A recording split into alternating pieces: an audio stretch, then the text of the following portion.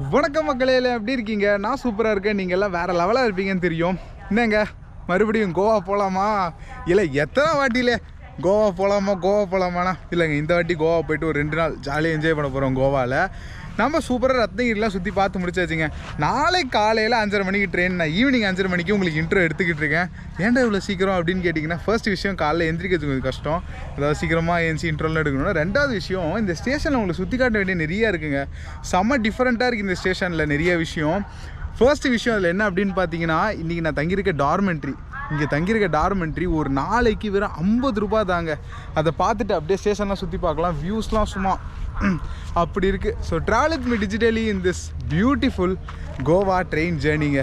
நம்ம இன்றைக்கி ஜேர்னி பண்ண போகிற ட்ரெயின் என்ன அப்படின்னு பார்த்தீங்கன்னா, கொங்கன் கன்யா எக்ஸ்பிரஸுங்க.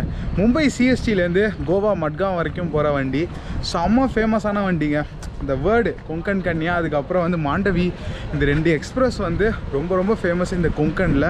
2 பேருக்கும் ஒரே ரேக்ஸ் தான், ஒரே ட்ரெயின் தான் ரெண்டும். அவன் காலைல எக்ஸ்பிரஸ், இவன் நைட் எக்ஸ்பிரஸ், அவ்வளோதான் வித்தியாசம். ஸோ ஃபர்ஸ்ட் என்னோட டார்மெண்ட்ரி ரூம் காட்டிடுறேன் உங்களுக்கு. அதுலேருந்து ஆரம்பிப்போம். 50 ரூபாய் டார்மெண்ட்ரி, த சீப்பஸ்ட்டு. நான் மால்டாவில் 75 ரூபாய்க்கு தாங்கினா அதை இருக்கல சீப்புன்னு நினச்சேன். பட் இது அதை விட சீப். வெறும் 50 ரூபா தான் ஒரு நாளைக்கு, 24 ஹவர்ஸுக்கு.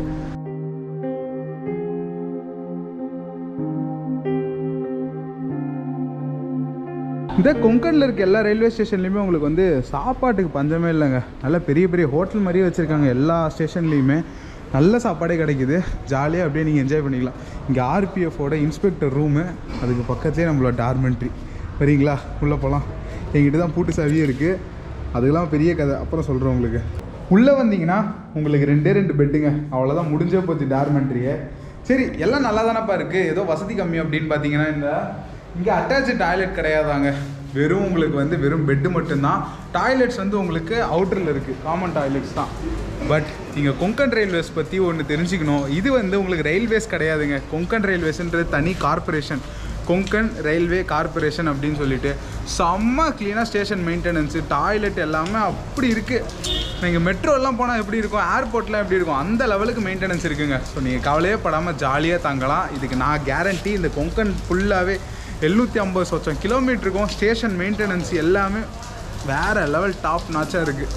வாங்க இப்போ உங்களுக்கு உள்ள ஸ்டேஷனை காட்டுறேன். அங்கே தான் இருக்குது மிஸ்டே.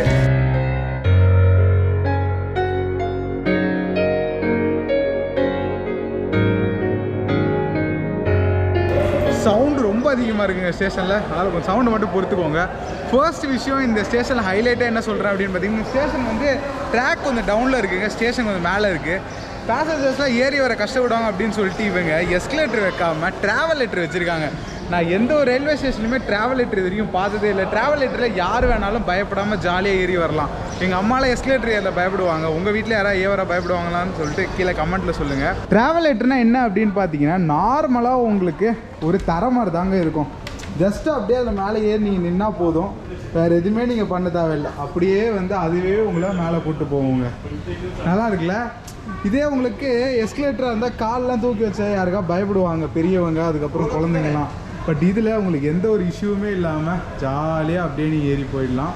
நீங்கள் யாராவது ஏதாவது ரயில்வே ஸ்டேஷனில் இந்தியாவில் ட்ராவல் லெட்டர் பார்த்துருக்கீங்களா அப்படின்னு சொல்லிட்டு சொல்லுங்கள். டெல்லி ஏர்போர்ட்லலாம் இருக்குது, பட் ரயில்வே ஸ்டேஷனில் தெரிலங்க.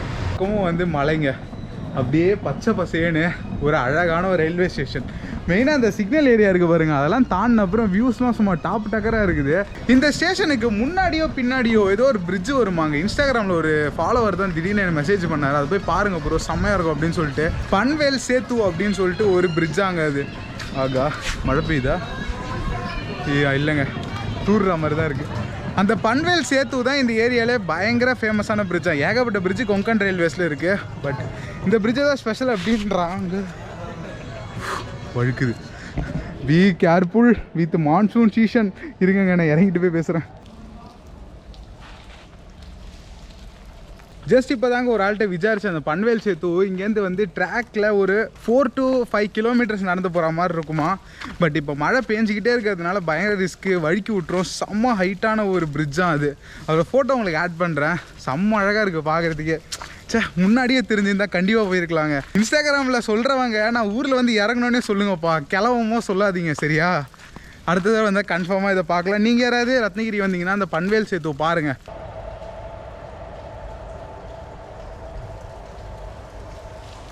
குறை கூடவன் போல் இருக்குங்க, மூச்சை விட முடியல. இப்போ செம்ம ஸ்ட்ராங்காக இருக்குது. அது ஃபுல்லாக வந்து உங்களுக்கு இது இந்த ட்ராக்கு தான், இது கூட்ஸ் வண்டியோருக்கு தான். வேறு லெவல் ஸ்ட்ராங்காக இருக்குங்க, அப்படியே மூச்சை பிடிக்குது.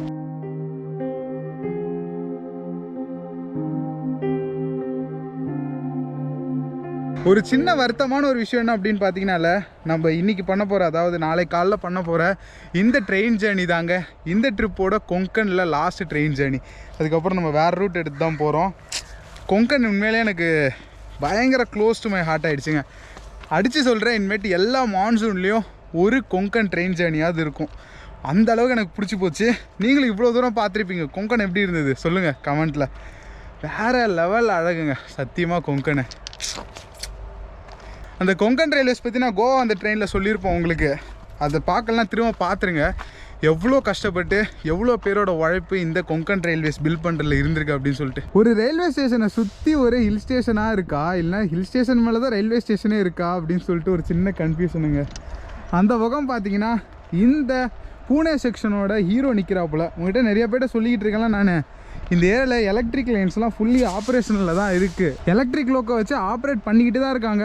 ஆனாலும் 90% டீசலில் தான் வந்து ஆப்ரேட் பண்ணுறாங்க. அதான் ஏன்னு எனக்கு புரியல. டீசல் ஆப்ரேட் பண்ணுற வரைக்கும் சந்தோஷம்தான், பட் இருந்தாலும் போய் நான் உங்ககிட்ட ஒரு 2 வீடியோ முன்னாடியே இந்த கொஸ்டின் கேட்டிருப்பாங்க. இந்த கொங்கன் ஸ்டேட்ஸில் உங்களுக்கு இந்த எலக்ட்ரிக் ரூட் இருக்குல்ல, அது ஃபுல்லி ஆப்ரேஷனில் தான் இருக்குது. எக்ஸாம்பிள் இந்த நிற்கிது பாருங்கள் எலக்ட்ரிக் லோக்கோ. இந்த WCAG1 இந்த லோக்கோ இருக்குது பாருங்கள். இதெல்லாம் அவ்வளோ சீக்கிரம் உங்களால் எங்கேயுமே பார்த்துட முடியாது. இதெல்லாம் வந்து பூனே செக்ஷனுக்கு மட்டும் நேர்ந்து விட்ட லோக்கோ மாதிரி பயங்கர ஸ்பெஷலுங்க. இது எங்கேயா பார்த்தீங்கன்னா ஃபோட்டோ பிடிச்சி வச்சுக்கோங்க, ஏன்னா கிடைக்காது. நான் முன்னாடியே சொன்ன மாதிரி. அவ்வளோதாங்க, உங்களுக்கு ஸ்டேஷன் டூர் முடிஞ்சு. இதோட உங்களுக்கு நாளை காலை 5 மணிக்கு மீட் பண்ணிக்கிறேன். ஹோப்ஃபுல்லி ட்ரெயின் லேட்டாக வரக்கூடாது, ஏன்னா இந்த கொங்கன் கன்னியாக நிறைய லேட்டில் வரான். பட் இருந்தாலும் கோவா போகும்போது ஆல்மோஸ்ட் நார்மல் டயத்துக்கு போயிடுறான். ஸ்லீப்பர் தான் புக் பண்ணியிருக்கோம், ஏன்னா ஒரு 7 மணி நேரம் பக்கம் இந்த ஜர்னி. ஒரு ரிலாக்ஸ் பண்ணிட்டு போகலாம். ஓகே, மிசல் பாவ் அப்படின்னு சொல்லிட்டு ஒரு ஐட்டம் வாங்கியிருக்கோங்க. செம்ம டேஸ்ட்டாக இருக்கும். குஜராத் வீடியோ வரைச்சி இதெல்லாம் பார்ப்பீங்க. இந்த மிசல் பாவ் இதெல்லாம் அங்கெல்லாம் ரொம்ப ஃபேமஸ். இது மகாராஷ்டிரா குஜராத்லலாம் 30 ரூபா தான். அங்கே தான் இருக்கா, இங்கெல்லாம் உட்காந்து சாப்பிட மாட்டேன், ரூமுக்கு எடுத்துகிட்டு போகிறோம் அப்படின்னு சொல்லிட்டு பக்கத்தில் எங்கே எடுத்துகிட்டு வந்திருக்கேன். 50 ரூபா கொடுத்துட்டு பண்ணுற அக்கப்பர் இருக்கேன் அப்படின்னு தான் இருக்குது உண்மையாக. அது செம்ம டேஸ்ட்டாக இருக்கும். நான் அப்படியே சாப்பிட்டு என்ஜாய் பண்ணுறேங்க. காலைல பார்க்கலாம். பாய். இருங்க, அதுக்கு முன்னாடி உங்களுக்கு டேஸ்ட் மட்டும் எப்படி இருக்குன்னு சொல்லிடுறேன். எடுத்து பாவ் பாஜி கிடையாது, பேர் மிசல் பாவ். நல்லாயிருக்கும், ஏக்தம் ஃபர்ஸ்ட் கிளாஸ்.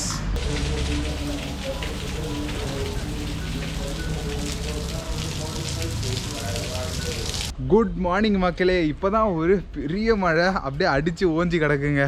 நம்மளோட வண்டி நான் நேத்தியே உங்ககிட்ட சொன்னேன் பார்த்தீங்களா, அந்த மாதிரி வண்டி ஒரு 1 hour டிலேயில் தான் வந்துக்கிட்டு இருக்கு. ஆஸ் யூஷுவல் தான், பட் கோவா போகும்போது அவன் ஆல்மோஸ்ட் மேட்ச் பண்ணிவிடும் அப்படின்னு தான் பேசிக்கிட்டு இருக்காங்க. நம்மளோட லாஸ்ட் கொங்கன் ஜேர்னி இந்த ட்ரிப்பில் ஆரம்பிக்க போகுதுங்க. சத்தியமாக அன்ரிசர்வ்டு கூட இவ்வளோ நடக்க தேவையில்லைங்க. அங்கிட்டே எனக்கு கோச் வந்துடும். என்னோட S9 ஒன்று கொடுத்து வச்சுருக்கான். அதுக்கு ஸ்டேஷனோட இந்த கடைசி வரைக்கும் வர வேண்டியதாக இருக்குது. எவ்வளோ தூரம் நடக்க விட்டானுடா காலங்காத்தால். வழிக்கு வேற விடுது இது.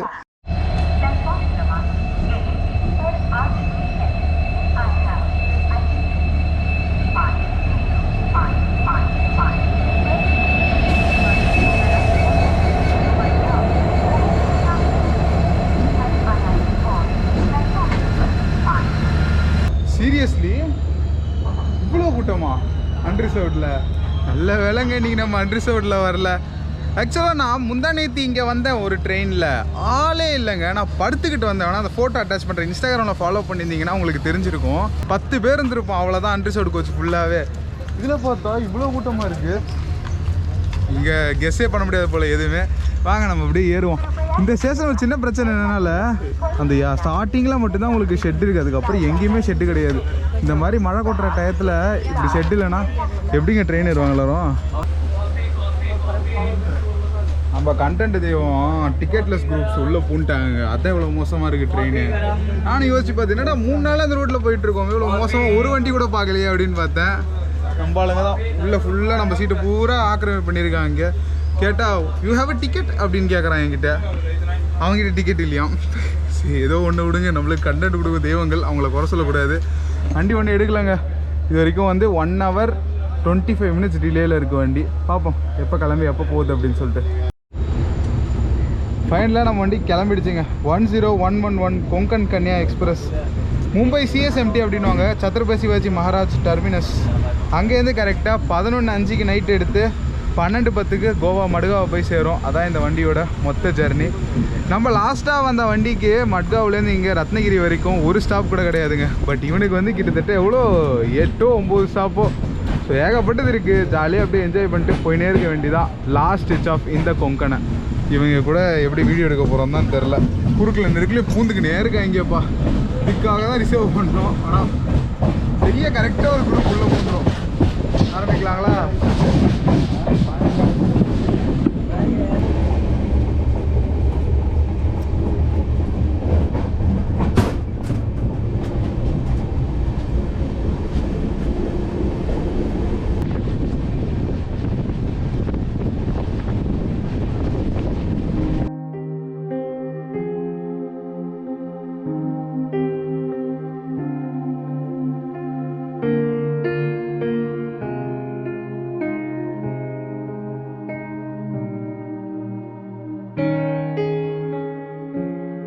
தெரிஞ்சு போச்சுங்க, இந்த 6 மணி நேரம் ஜர்னியும் நம்மளுக்கு வந்து டோர் கிட்ட தான் டிக்கெட் ரிசர்வ் பண்ண வேஸ்ட்டுன்னு. ஏன்னா ஒரு ஸ்டெச்சில் கொஞ்சோண்டு பகுதி நல்லா இருந்தால் பரவாயில்லைங்க, ஒரு அரை மணி நேரம் 1 மணி நேரம். இது என்ன இது 750 சொச்சமும் நல்லா இருக்குங்க. கிட்டத்தட்ட வந்து வண்டி 15 மணி நேரம் 16 மணி நேரம் போனாலும் உங்களால் ரெசிஸ்டே பண்ண முடியாது. அந்த அளவுக்கு ஒரு பியூட்டிஃபுல் ஸ்டெச்சாக இருக்குது. இந்த இன்ஸ்டாகிராம் ரீல்ஸில் உள்ள what is this place, this is heaven அப்படின்னு அந்த மாதிரி தாங்க இருக்குது. சத்தியமாக இப்போ கீழே வாட்டர் ஃபால்ஸ்லாம் போகுது. இப்போ ரொம்ப லாங் டனல்குள்ளே போயிட்டுருக்கோம். அப்படியே வண்டி முடிக்கிட்டோம். கண்டிப்பாக ஒரு சர்ப்ரைஸ் இருக்கும் அந்த டனல் முடியும் போது.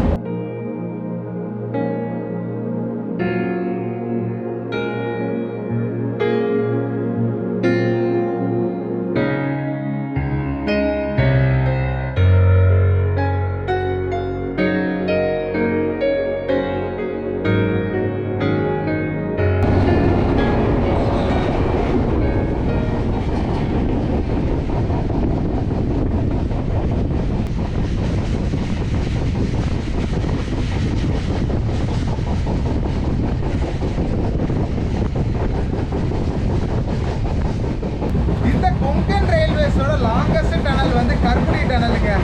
நம்ம இப்போ அந்த டனல் தான் கிராஸ் பண்ணி வந்தோம்னு எனக்கு தெரியல. அது ரத்னகிரி பக்கத்தில் தான் அப்படின்றாங்க. பட் ரத்னகிரி தாண்டியா ரத்னகிரி முன்னாடியான்னு தெரியல. ஏன்னா இங்கே கொங்கன் ரயில்வேஸ் ரொம்ப சுற்றி தான் போகுது. அதனால கெஸ்ஸே பண்ண முடியல எங்கிட்ட எந்த சைடில் வருது அப்படின்னு சொல்லிட்டு. அதான் ஆனால் இதுவே செம்ம லாங்காக இருந்துச்சுங்க. 6 கிலோமீட்டர் இது வந்திருக்கும் தான் நினைக்கிறேன். தரமாக போகுது இந்த ஜெர்னி.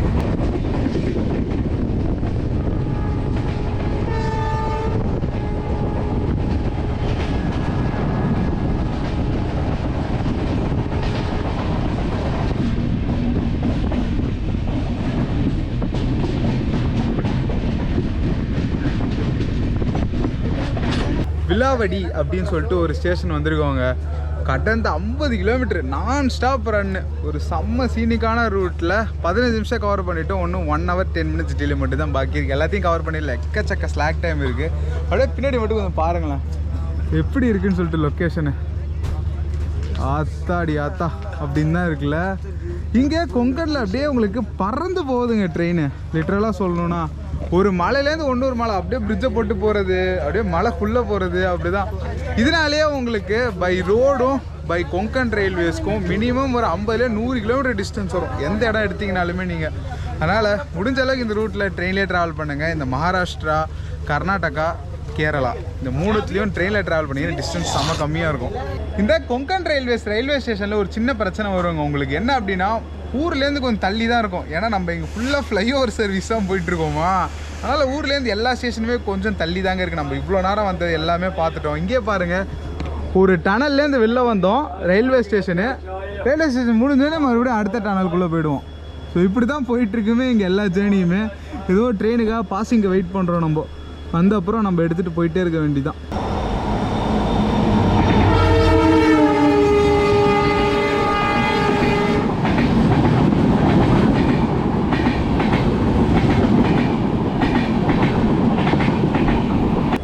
இந்த ரூட்டில் ஒரு ட்ரெயின் இந்த அளவுக்கு ஸ்பீடில் ஆப்ரேட் பண்ணுறான்னா அப்போ எவ்வளோ பெரிய ட்ரெயினாக இருப்பான். கொச்சிவேலேருந்து இண்டூர் போகிற வண்டியாங்க. வீக்லி எக்ஸ்பிரஸ் தான் அடிச்சு ஊற்றின்னு போகிறான். இந்த ரூட்டில் டிலே ரொம்ப காமனுங்க. சிங்கிள் ட்ராக் நான் ஆரம்பத்தில் தான் சொல்லிக்கிட்டு இருக்கேன். நீங்கள் அந்த மாதிரி பிளான் பண்ணிக்கோங்க. ரொம்ப கிட்ட ட்ரெயின்லாம் வச்சு இந்த ரூட்டில் புக் பண்ணாதீங்க, வேலையே ஆகாது.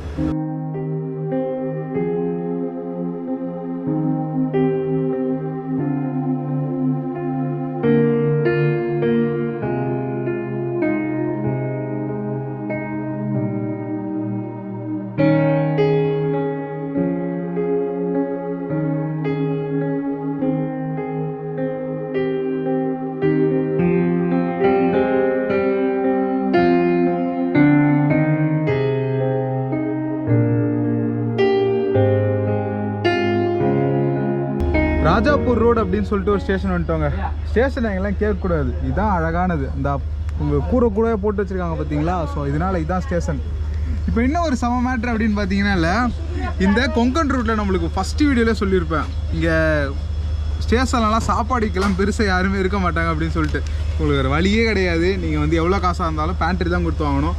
படாப்பா வாங்கியிருக்கோங்க, அன்பாக்சிங் பண்ணுவோம். பேக்கிங் நல்லாயிருக்கு.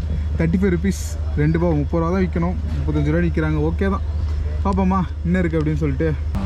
இங்கே பார்த்தீங்கன்னால பேக்கிங் பிடிச்சிருக்கு, அதுக்காக நம்ம 35 கொடுக்கலாம் போல். 2 பன்னு கொடுத்துருக்காங்க. அதுக்கப்புறம் எனக்கு பிடிச்சதே இந்த மசாலா தாங்க, சூப்பராக இருக்கும். இது நல்லாயிருக்கும். இது உள்ளே போட்டு நம்ம தான் ரெடி பண்ணணும். அப்புறம் பார்த்தீங்கன்னா வடா சைஸ் நல்லா பெருசாக இருக்குது. இது ஃபஸ்ட்டு ஓப்பன் பண்ணிக்கணும். ஓப்பன் பண்ணிக்கிட்டு நீங்கள் பொடி போட்டுட்டும் வடை வைக்கலாம். ட்ரெயின் எடுத்துட்டாங்க. எனக்கு வந்து வடையை வச்சுட்டு பொடி போடுறது தான் பிடிக்கும். அப்படியே பொடியை பரபரன்னு தூவி அப்படியே சாப்பிட்டோன்னா வேற மாதிரி இருக்கும். நீங்கள் அப்படியே ஜேர்னி என்ஜாய் பண்ணுங்கள், நான் வடை என்ஜாய் பண்ணுறேன்.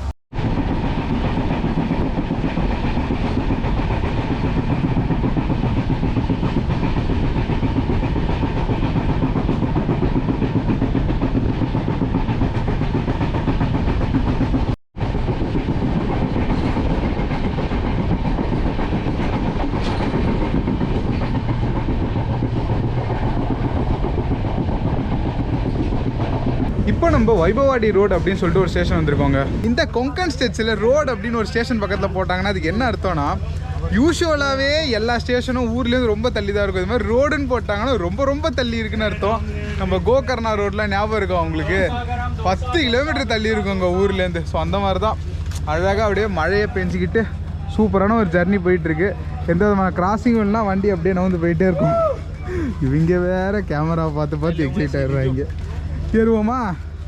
அத்தாடி என்னமா இருக்கியா கிளைமேட்டு. இந்த கொங்கன் ஸ்டேட்ஸில் நீங்கள் ட்ராவல் பண்ணுறீங்கன்னா ஃபர்ஸ்ட் விஷயம் நீங்கள் ஞாபகம் வச்சுக்க வேண்டியது, சிக்னலே உங்களுக்கு நிறைய நேரம் கிடைக்காதுங்க.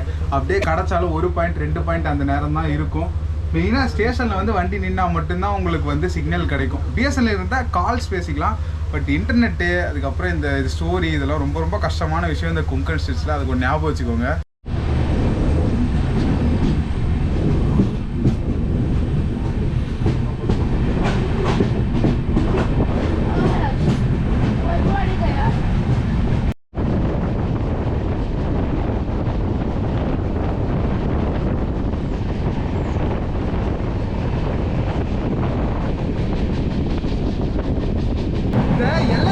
எனக்கு ஒரு பிடிச்ச விஷயம் தெரியுமாங்க, சவுண்டு கொஞ்சம் கம்மியாக வருங்க. அதனால் நீங்கள் நேச்சரை சூப்பராக என்ஜாய் பண்ணிட்டு போகலாம். மழை வேறு இந்த பக்கம் ஸ்டார்ட் ஆகிடுச்சு. அப்படியே பாருங்களேன். ஒன்றுமா உங்களுக்கு தோணலை இந்த ரயில்வேஸில் வந்து ட்ராவல் பண்ணணும் அப்படின்னு சொல்லிட்டு? இப்போ கூட உங்களுக்கு தோணலாம்? நீங்களாம் மனுஷங்களே இல்லைங்க.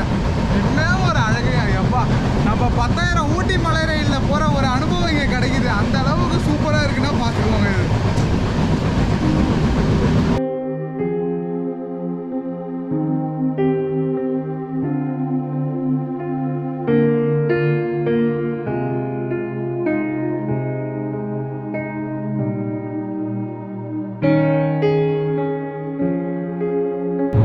இது ஒன்றும் எந்திரிக்கலாங்க. இங்கே மனுஷனா ஒன்றும் தெரியல, அப்படியே படுத்து கிடக்குறான் எவ்வளோ நேரம் ஆனாலும். Finally TTR in action.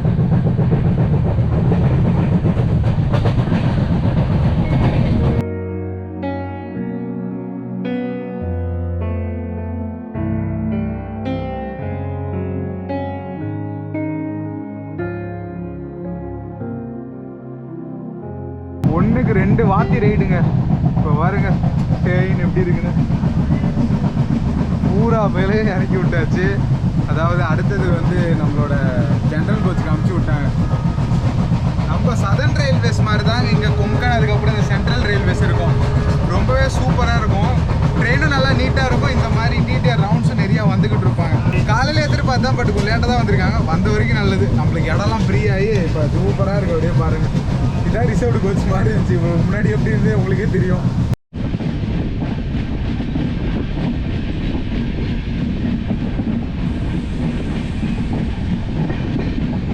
இப்போ நம்ம கண்காவலி அப்படின்னு சொல்லிட்டு ஒரு ஸ்டேஷன்லேருந்து வண்டி எடுக்கிறாங்க.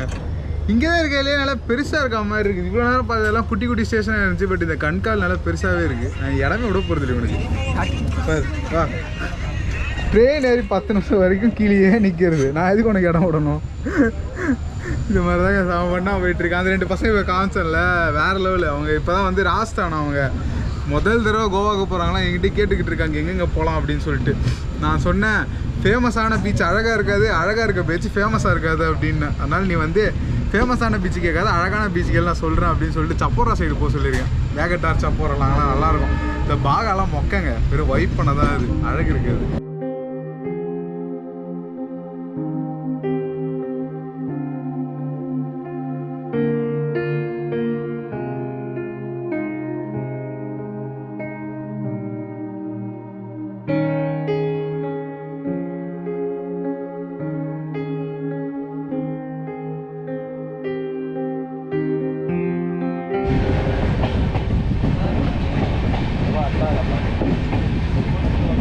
இப்போ நம்ம சிந்துதுர்க் அப்படின்னு சொல்லிட்டு ஒரு ஸ்டேஷன்லேருந்து வண்டி கிளம்புதுங்க. நம்ம ஏற்காடு எக்ஸ்பிரஸ் வீடியோவில் நான் கேட்டிருப்போம் உங்ககிட்ட துர்க்னா என்ன அப்படின்னு சொல்லிட்டு. அந்த சங்கரி துர்க் வரும்போது அதில் நிறைய பேர் எனக்கு சொல்லிட்டீங்க துர்க்னா ஃபோர்ட் அப்படின்னு சொல்லிட்டு. ஸோ இங்கே அப்போ ஏதோ ஃபோர்ட் இருக்கும் போல். சிந்துதுர்க்னா சிந்து ஃபோர்ட் அப்படின்னு அர்த்தம். என் கண்ணுக்கு எந்த ஃபோர்ட்டுன்னு தெரிய மாட்டேங்குது. நம்ம வந்து அதாங்க டிலேவை வந்து சரி பண்ணுறோம், டிலே ஆக்குறோம், டிலே பண்ண சரி பண்ணுறோம், சரி ஆக்குறோம். இங்கே ட்ராவலிங் டைம் வந்து உங்களுக்கு கொஞ்சம் ரெஸ்ட்ரிக்டட் தான். பட் இந்த ட்ராக் இஷ்யூனால தான் வந்து இவ்வளோ டைம் ஆகுது நமக்கு. ட்ரெயின் நல்லா குறையே நம்மளால ஸ்பீடாக தாங்க போகுது. வெயிட்டிங் டைமில் தான் எக்கச்சக்க டைம் வேஸ்ட் ஆகுது.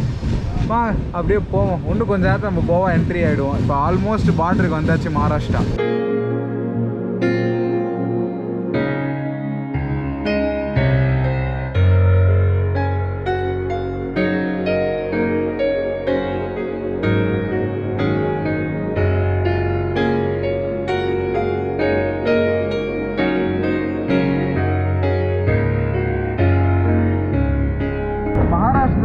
ஒரு செம பியூட்டிஃபுல்லான ஒரு ஸ்டேஷன் கூடல் அப்படின்னு சொல்லிட்டு ஒரு ஸ்டேஷன் கிளம்புறோம். நம்ம நல்ல மழை அப்பப்போ அடிச்சு ஊற்றுது. அதான் அழகாக இருக்குது. பையா வேறு இடமே கொடுக்காம நம்மளுக்கு வந்து இது பண்ணிக்கிட்டு இருக்காரு. அப்படியே வாங்க ரசிச்சுட்டே போவோம் இந்த இதுவை. இப்போ ஒரு சின்ன கன்ஃபியூஷன்னால நான் வந்து இப்போ நார்த்து கோவா தான் எக்ஸ்ப்ளோர் பண்ணலான்னு இருக்கேன். இந்த ஆரம்போல் அந்த ஏரியாலாம். ஸோ நம்ம வந்து மக்கா வரைக்கும் போகிறதுக்கு பதிலாக இங்கே நடுவில் ஏதோ பிரேமமாக இன்னொரு ஸ்டேஷன் இருக்குது, ட்ரெயின் ஏதோ ஒன்று பார்த்தேங்க.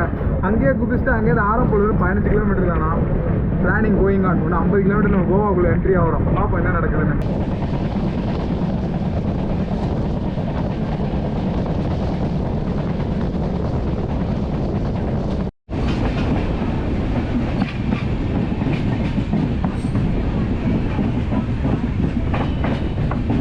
நம்ம இப்போ சவன்ட்வாடி ஜங்ஷன் அப்படின்னு சொல்லிட்டு ஒரு ஸ்டேஷனுக்கு வந்தாச்சுங்க. இல்லை ஹைலைட் என்ன அப்படின்னு பார்த்தீங்கன்னா, இல்லை இதுதான் வந்து மகாராஷ்டிராவோட கடைசி ஸ்டேஷன் இந்த வண்டிக்கு. அடுத்த நம்ம என்ட்ரி ஆகுறது கோவாக்குள்ளே, நார்த்து கோவாக்குள்ளே என்ட்ரி ஆக போகிறோம். பர்னெம் அப்படின்னு சொல்லிட்டு ஒரு ஊருக்குள்ளே தான் நம்ம என்ட்ரி ஆக போகிறோம். இந்த பர்னெம்ன்ற ஊர் எதுக்கு ஸ்பெஷாலிட்டி அப்படின்னு பார்த்தீங்கன்னா, அங்கேயிருந்து நம்மளுக்கு ஆரம்பிள்ளை பீச்சு வெறும் 15 கிலோமீட்டர் தாங்க. ஆரம்பிள்ளை பீச் தான் உங்களுக்கு கடைசி பீச்சு நார்த்து கோவாவில். அங்கே ஒரு 2-3 இடம் பார்த்து வச்சுருக்கேன். நான் அதை எக்ஸ்ப்ளோர் பண்ணணுன்னு பார்க்குறேன். ஸோ மோஸ்ட்லி நான் வந்து அடுத்த ஸ்டாப்பிங்கில் இறங்கிடும். அதுக்கப்புறம் 3 ஸ்டாப்பிங் தான் மட்காவை போய் சேர்ந்துடும். வண்டி இப்போத்துக்கு 1 hour டிலே. பட் நீங்கள் வந்து இந்த ஸ்லாக் டைம் இதெல்லாம் வச்சு பார்த்தீங்கன்னா வண்டி ஆன் டைம் போகிறதுக்கு அநேக வாய்ப்பு இருக்குது. ஆனால் வெறும் மணி 10 தான் ஆகுது.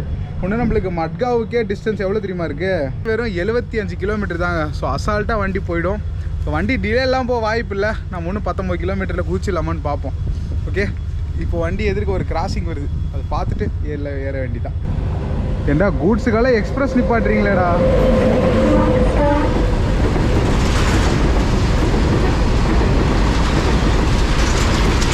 ஒரு விஷயம் நான் நோட் பண்ணேன் தெரியுமா, இந்த கர்நாடகா சைடாக இருக்கட்டும் இல்லை மகாராஷ்டிரா சைடாக இருக்கட்டும், கோவா கிட்ட வர வர சீனியர்லாம் குறைஞ்சிக்கிட்டே வருதுங்க. அதாவது இதுவே பயங்கர சீனரியாக தான் இருக்குது. ஆனாலும் நம்ம முன்னாடி பார்த்த அந்த செக்ஷன்லாம் காலைல பார்த்துருப்போம். அதுக்கப்புறம் நம்ம அந்த சைடு வந்து முருடேஸ்வர் கார்வார் கிட்டலாம் பார்த்த அளவுக்கு இந்த கோவா சைடு என்ட்ரி ஆகிறதுலேருந்தே அப்படியே சீனரி கம்மியாகிட்டே வருது. அதான் நான் நோட்டீஸ் பண்ணேன். இன்னும் போக போக அந்த மட்கவெல்லாம் போக போக நம்ம என்ன ஆகுது அப்படின்னு பார்த்தீங்கன்னா வெறும் பீச்சு, அதுக்கப்புறம் இந்த மேங்க்ரூவ் ஃபாரஸ்ட் அப்படி தான் வருது. அந்த தூரத்தில் அந்த மலை, வாட்டர் ஃபால்ஸ் அந்த மாதிரி சீரியல்லாம் பெருசாக இருக்க மாட்டேங்குது. ஸோ அதான் ஒரு சின்ன வருத்தமாக இருக்குது இந்த கோவா சைடு வந்து என்ட்ரி ஆகிறதுலேருந்தே நமக்கு. இந்த வண்டி பார்த்தீங்கன்னா உங்களுக்கு கம்ப்ளீட்டாக ஒரு மகாராஷ்டிரா ட்ரெயினை தாங்க யூஸ் பண்ணுறாங்களே. கோவாவுக்கு டூர் போகிறவங்களாம் ரொம்ப கம்மியாக தான் வருவாங்க போல இருக்குங்க. பாருங்கள் எவ்வளோ காலியாக இருக்குது பார்த்தீங்களா ட்ரெயின். ஃபுல்லாக இறங்கிட்டாங்க இந்த இடத்துல உங்களுக்கு. ஸோ ஜாலியாக நம்ம மட்டுமே தான் இப்போ கோவாக்குள்ளே என்ட்ரி ஆக போகிறோம்.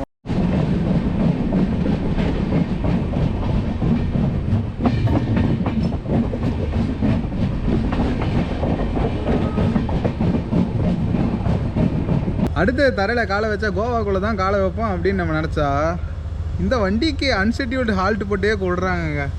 மதுரி அப்படின்னு சொல்லிட்டு ஒரு ஸ்டேஷன்லாம் அன்செட்யூல்டு ஹால்ட்டு. எவ்வளோ கிராசிங் டேப்பா. சிங்கிள் ட்ராக்கில் நம்ம நினைவு தெரிஞ்சால் நிறைய போயிருக்க மாட்டோம்ல. ஏன்னா எல்லாமே வந்து நம்மளுக்கு பூரா டபுள் ட்ராக் ஆக்கிட்டாங்க. இந்த மாதிரி சிங்கிள் ட்ராக்கில் ட்ராவல் பண்ணுறதுக்கு ஒரு தனி மனதைரியம் வேணும். என்னதான் சீனிக்காக இருந்தாலும் ஓவர் வெயிட்டிங் டைமுங்க. அதுவும் ஒரு ப்ரீமியமே இல்லாத ஒரு ட்ரெயினில் போகணுன்னா ரொம்ப மோசம் தான். இந்த வண்டி என்னதான் பயங்கர ஸ்பெஷல் வண்டியாக இருந்தாலும் it's not a premium train. அதாவது சூப்பர் ஃபாஸ்ட் கூட கிடையாது, வெறும் எக்ஸ்பிரஸ் மட்டும்தான். ஸோ இதில் டிக்கெட்டு வேலை எவ்வளோன்னு பார்த்தீங்கன்னா ரொம்ப ரொம்ப கம்மியாக இருக்குங்க. 225 rupees மட்டும்தாங்க இதில் ரத்னகிரியிலேருந்து மட்காவுக்கு. கிட்டத்தட்ட டிஸ்டன்ஸ் ஐ திங்க் ஒரு 250 kilometers பக்கம் வரும்னு நினைக்கிறேன். ஸோ ஒரு நல்ல வண்டி, பட் கொஞ்சம் வெயிட் பண்ணணும். ஏற்கனவே அவன் ட்ராவலிங் டைமே நிறைய போட்டிருக்கனால தான் உங்களுக்கு வந்து அந்த மாதிரி போயிட்டுருக்கு. ஸோ வாங்க எப்போ தான் கோவாக்குள்ளே போகிறோன்னு பார்ப்போம். இப்போ அந்த சைடு கிராசிங் வரும், அதை ரசிக்கலாம்.